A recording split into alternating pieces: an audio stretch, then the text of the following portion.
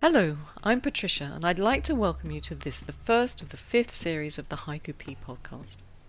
The fifth series! I know, it always surprises me that we have so many podcasts behind us, and still we have lots to talk about. There's lots of exciting things to bring you this year. Regular podcasts, your original haiku and senryu, readings from lots of talented poets, news from the community, and I hope to bring you at least one specialist series, but more of that as the years goes on. What am I going to be talking about today? Colours. And that's going to be our first writing topic of the year. Submissions will open on the 1st of February, and this year there's a shorter submission period. Your deadline is the 15th of the month. And there are new submission emails too. I'll put them in the show notes and you'll find them on the submission pages of the website. You know, we produce so much original work together that I need to separate out all the submissions. And speaking of original work, did you listen to episode 23 of the 4th series? Peter Jastrzemski and Brian Rickert talked about their book of split sequences. And of course Peter wrote an essay for the journal, which is available on the website if you don't already have it. Anyway, I really enjoyed writing these sequences and thought I'd open up submissions to you for the whole of the month of February. Details are on the website, instructions in episode 23 of the 4th series, and of course an explanation in the journal. You can write solo sequences or write with friends. All is fine with me. There's a new PTV prompt on the Poetry Pea YouTube channel, this month by Robert Horobin. Linda Ludwig is waiting to read your poems in the comments section of the prompt on YouTube. Do go along and write some, because she's going to be choosing her favourites for a new feature, Linda's Picks. And if they're not in the comments section on YouTube, they can't be chosen. Now you know I don't have Facebook, and I can't be at every haiku meeting all around the globe, so I wonder if you'd do me a favour and spread the word that Poetry Pea is there and that we're opening submissions again in February. Let's make some new friends for the podcast. Cheers.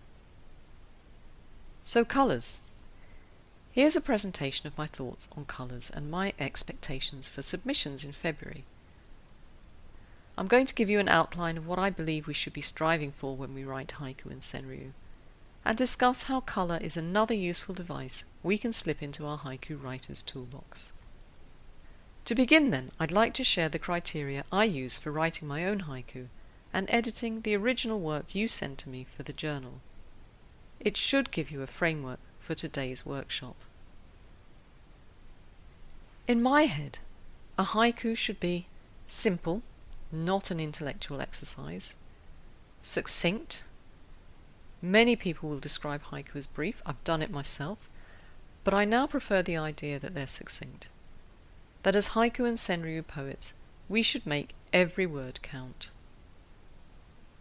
They should be suggestive, show, don't tell, and seasonal, particularly, as you know, if you're writing haiku rather than senryu. And I don't know about you, but I do like an aha moment. I get very deflated if I don't find a surprise in a haiku. And they should be written in present tense. So, does colour interest you?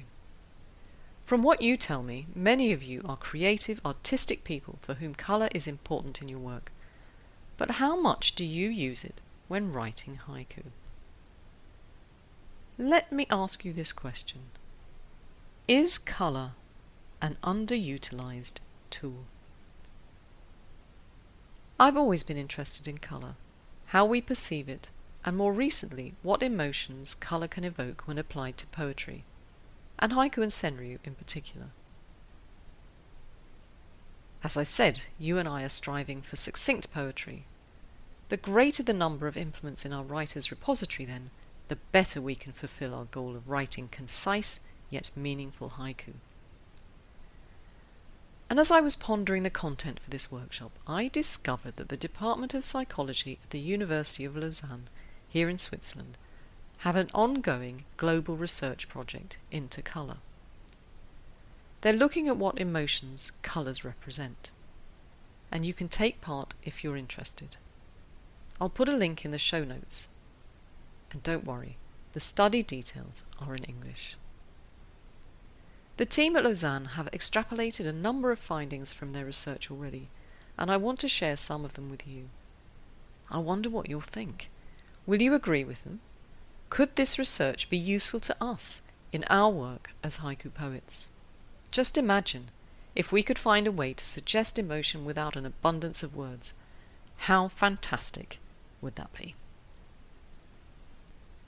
In a study by Jonausketi et al., they discovered something which I think could be extraordinarily useful to us. That association of colour with emotion is a universal phenomenon. So let me run you through some of their findings. They found that red was associated with love or anger, brown with disgust, pink with love, black with sadness, and yellow with primarily positive emotions, such as joy. The colours purple and brown apparently elicit the lowest emotional responses. But I should add a codicil here. There are some regional variations.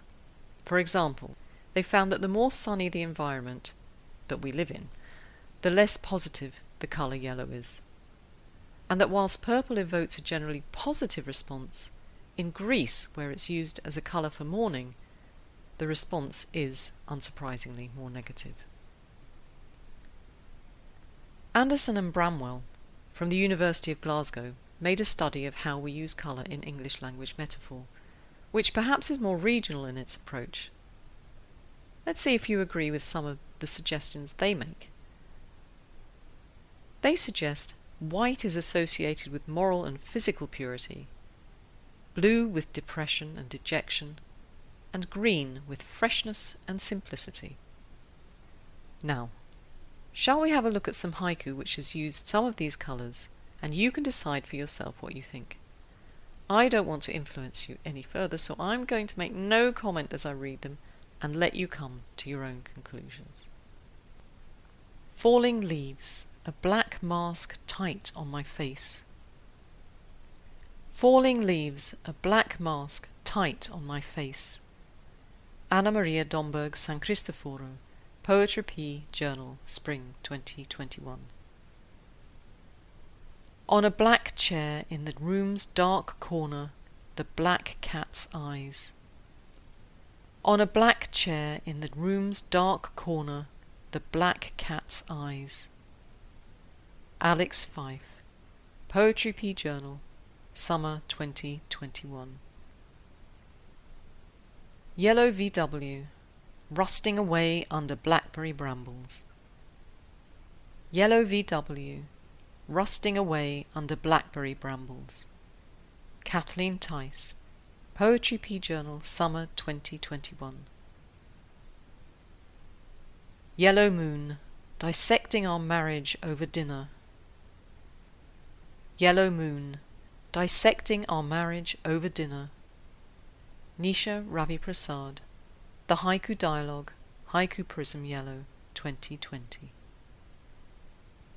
The missing fragments of my blue porcelain, Winter Constellations. The missing fragments of my blue porcelain, Winter Constellations. Emiko Miyashita, Hermitage.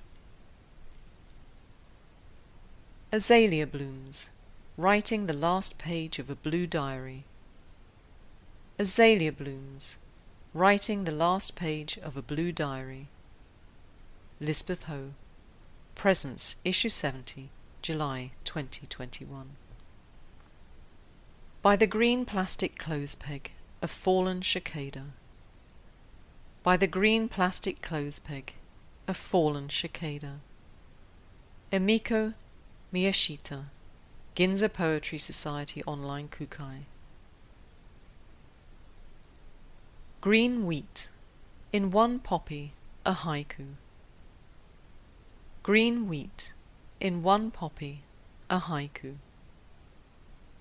Angiola Inglese, Haiku Dialogue, Haiku Prism Green, 2020. Red Leaf, reconsidering the meaning of the word woman. Red Leaf, reconsidering the meaning of the word woman. Nadia Kostadinova, Poetry Pea Journal, Spring 2021. Red Beans and Rice, first date with a vegan. Red beans and rice, first date with a vegan. Valentina Rinaldi Adams, Haiku Dialogue, Haiku Prism Red, 2020. Lone purple iris close to the Liffey's bank, a feeding heron. Lone purple iris close to the Liffey's bank, a feeding heron. Maeve O'Sullivan, wasp on a prayer flag. Spring, Grandma knits another purple sky. Spring, Grandma knits another purple sky. Lakshmi Iyer, Poetry Pea Journal, Autumn 2021. So how else can we use colour in our poetry? We've already seen we can create emotion, but what else does it do? Well, I think it creates a focal point for our reader.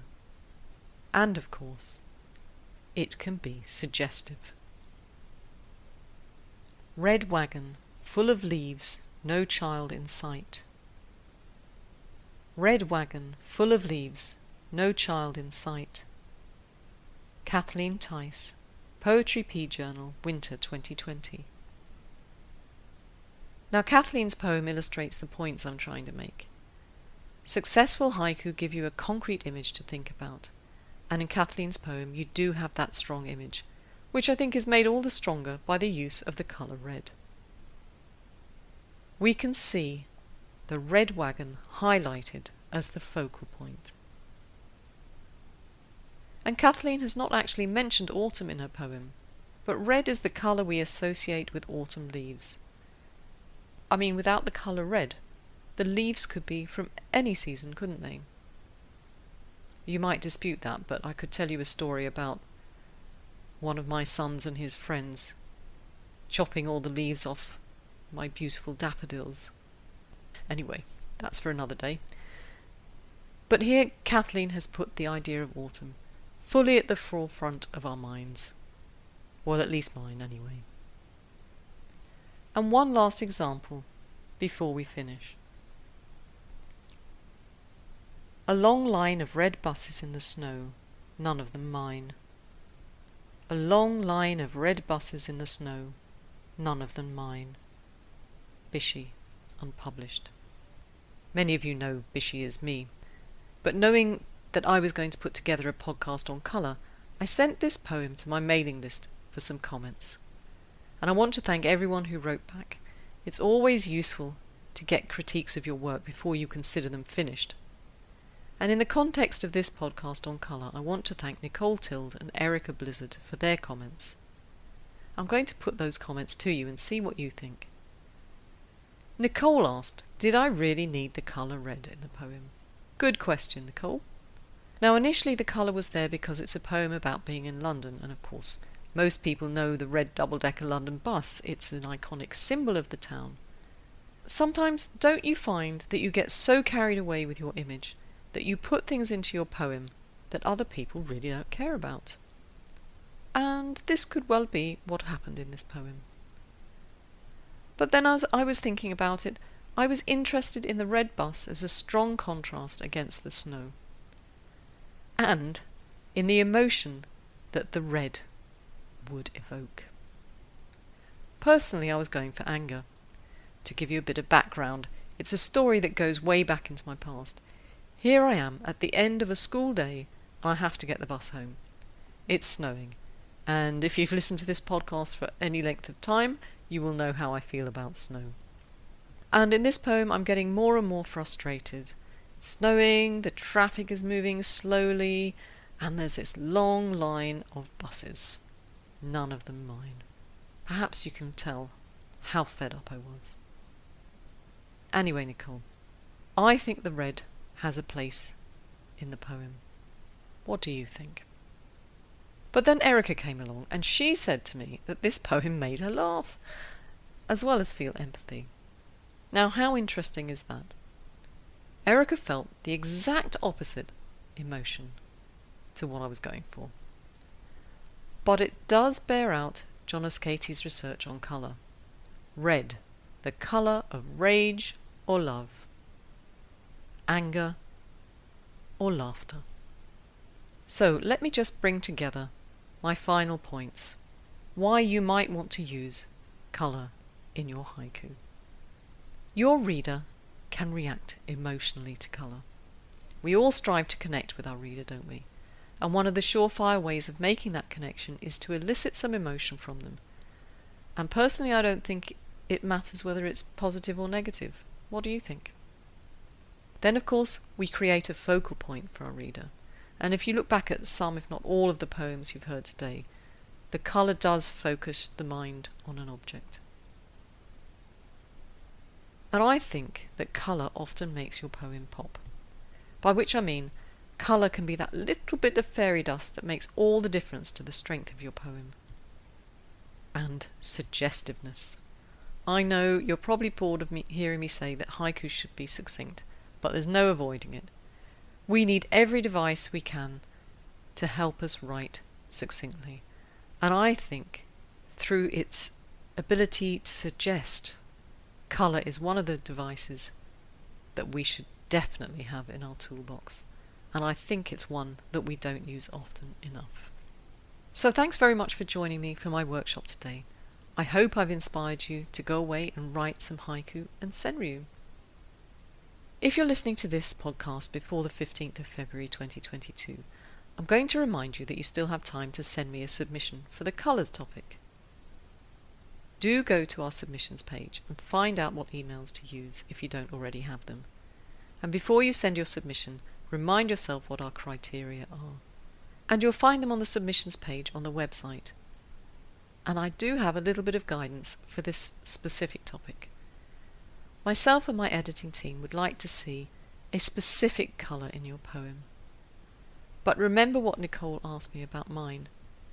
Does the colour need to be there? And does it add anything to your haiku? If the answer is no, don't send it. We want to read and enjoy your best submissions, full of colour and focus, suggestiveness and emotion.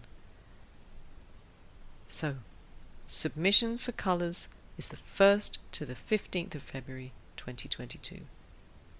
Do have a go. The editing team, Jim, Robert, Vandana, Lorraine and Ron, will be here waiting with bated breath to read what you come up with. And before I head off into the wild blue yonder, or in my case, the freezing cold snow, one last plea. I need community judges, most pressingly for the end of February, beginning of March, for this topic. I'll send you the chosen poems from the colours submission by the 26th of Feb. You need to write a maximum of 350 words about your favourite poem, and be available for a Zoom call where we'll record your commentary. Or if you prefer, I'll read it, it's not a problem. After the recording, the judges chat about the final results. It's fun, honest. Do think about having a go, because I can only do so much without your help. And thanks for joining me today. I hope you'll send us some poems for this topic. None of the editing team bite. Neither do I. And if you do get a rejection, we'll try and give you pointers, so hopefully you won't feel too down about it. Come back next time when I'll be reading you more of my favourites from our original work in 2021.